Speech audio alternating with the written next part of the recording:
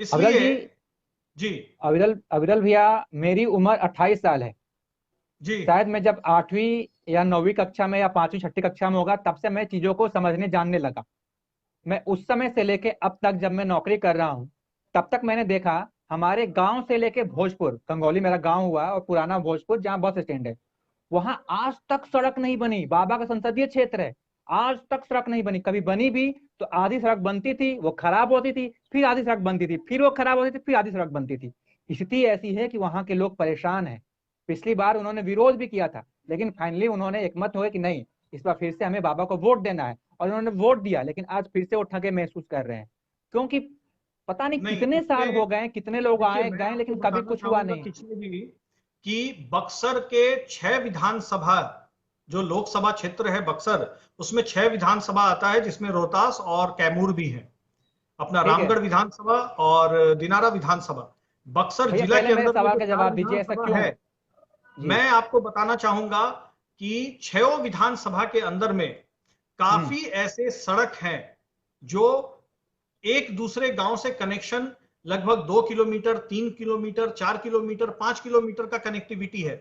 अगर मैं उदाहरण देना चाहूं तो बरहमपुर में 7 ऐसे मुख्य सड़क को बनवाने का काम प्रधानमंत्री पीएमजीएसवाई के फंड से किया गया। और कई ऐसे सड़क, आपको मालूम होगा कि पीएमजीएसवाई में एक सिस्टमेटिक रूप से जो सूची जाती है, तो उसके बाद धीरे धीरे धीरे उसके ऊपर टेंडर होता है, टेंडर होने के बाद काम होता है। मैं आपको बताऊं कि कई ऐसे सड़क जिनका टेंडर करा लिया गया, और जब काम उस पर प्रारंभ करने की बात हुई, विशेष ध्यान दीजिएगा इस विषय को, ठीक है। और वहां पे कुछ निजी जमीन भी आए, और वो हम्म। लोग अपने निजी जमीन को सरकार को नहीं देना चाहते हैं, तो कहीं ना कहीं काम बाधित तो हुआ।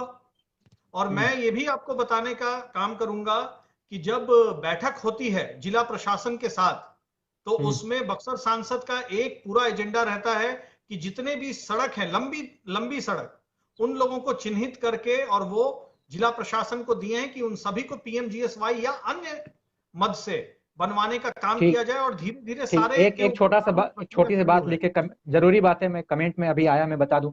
ये कह रहे हैं आरकांत हैं कि अहिल्या मंदिर तक पहुंचने का रास्ता बहुत बुरा है, जबकि रामायण सॉरी, फिर सर्किट से में एक ये बार पथ बोलेंगे? शामिल है।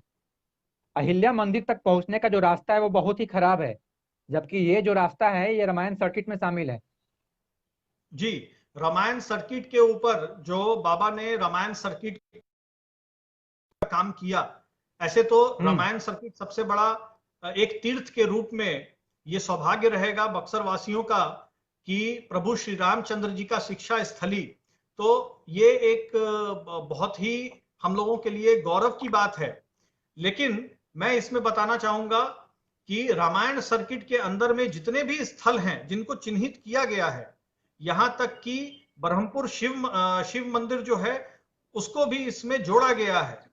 और उन सभी जगह का जो एक राशि तय होगी, उससे विकास का काम किया जाएगा।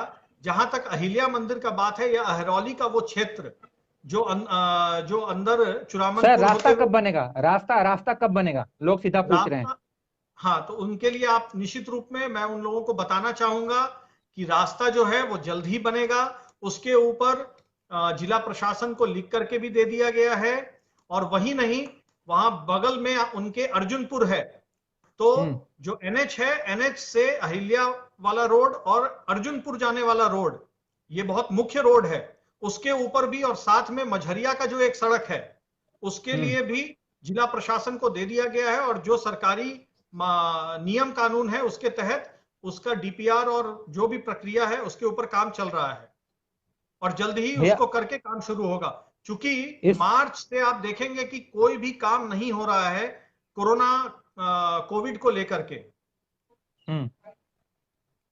और ऐसे कोविड। पूरे 6 विधानसभा में कई सड़कें हैं जो जिला प्रशासन को दिया गया है कि इस पे जल्द से जल्द जो भी सरकारी नियम कानून है उसके तहत काम करके काम शुरू कराया जाए। ठीक है, मैं चाहता हूँ कि अहिल्या में जो मंदिर है वो रास्ता आप नोट कर लें, क्योंकि बहुत देर से मेरे पास पहले भी सवाल आया था। और मैं चाहता जी। हूँ कि अविरल जी आप इस चीज़ पे विशेष ध्यान दें। और जो मैंने एक समस्या उठाई थी आपको, गंगौली से लेकर पुराना भोजपुर तक, पता नहीं कितने साल हो गए, लोगों ने सड़क का मतलब नहीं देखा। अच्छी सड़क लोगों के नसीब में ही नहीं हुई। आए दिन हादसे भी होते रहते हैं।